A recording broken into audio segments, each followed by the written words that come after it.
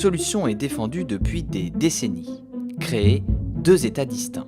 D'un côté, il y aurait Israël, reconnu comme État juif, de l'autre, un État palestinien démilitarisé, constitué de la bande de Gaza et de la Cisjordanie. Le problème, c'est que la Cisjordanie, justement, est aujourd'hui complètement morcelée. Les zones d'habitation palestiniennes s'entremêlent avec les colonies israéliennes.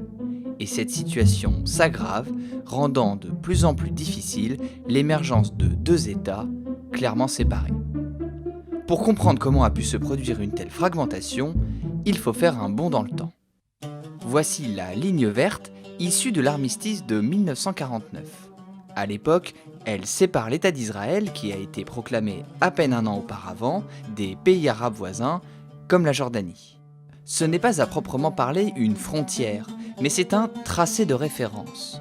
Établie à l'époque comme une ligne de cessez-le-feu, elle a ensuite servi de base de discussion en vue de l'émergence d'un État palestinien.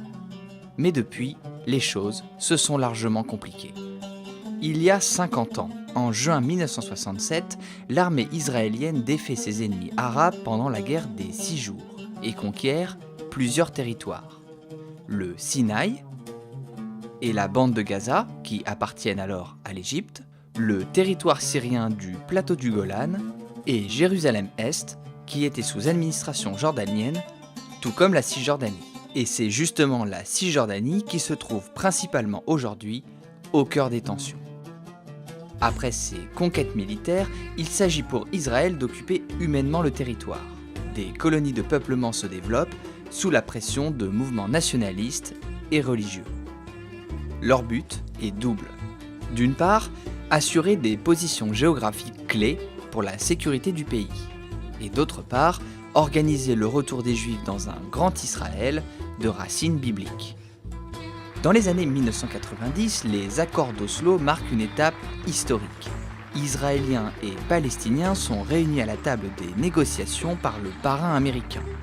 Ils s'entendent alors sur un plan par étapes en vue de l'émergence d'un État palestinien. La Cisjordanie, occupée par Israël, est alors divisée en 3 zones. D'abord la zone A, sous contrôle exclusif de l'autorité palestinienne, à la fois civile et militaire. Elle correspond aux grandes villes palestiniennes. Ensuite la zone B, sous contrôle civil palestinien, mais dont la sécurité est essentiellement assurée par Israël. Enfin la zone C, placée entièrement sous contrôle israélien.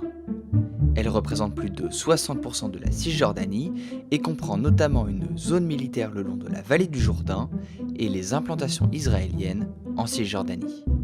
Le problème, c'est que des colonies de peuplement ont continué de se développer et de s'étendre, et la plupart sont reconnues par le gouvernement israélien.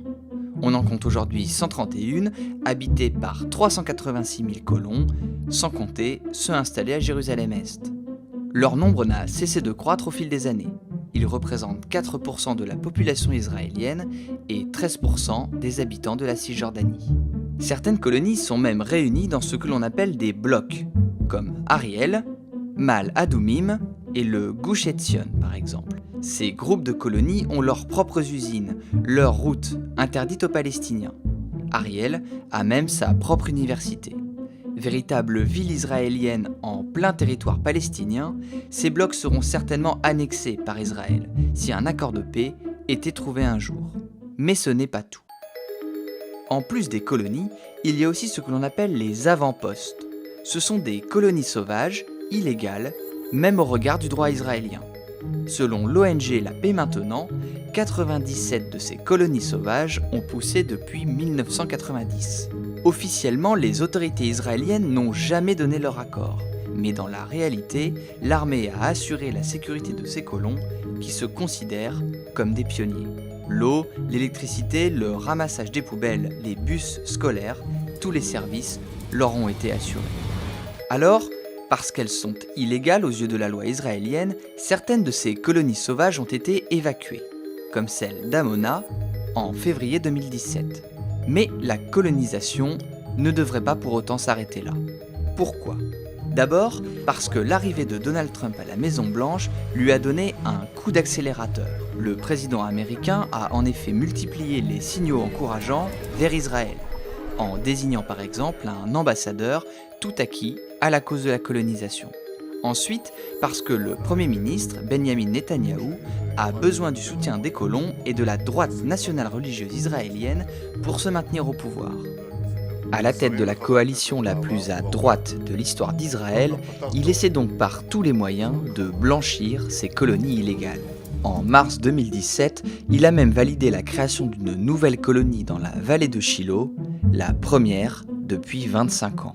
Une décision qui suit la légalisation par les députés israéliens un mois plus tôt de milliers de logements construits sur des terres privées palestiniennes et l'extension régulière de colonies déjà existantes. Officiellement donc, Benjamin Netanyahou prétend toujours soutenir la solution à 2 États. Mais les intérêts des colons étant placés au centre de l'action gouvernementale, cette solution semble plus éloignée que jamais.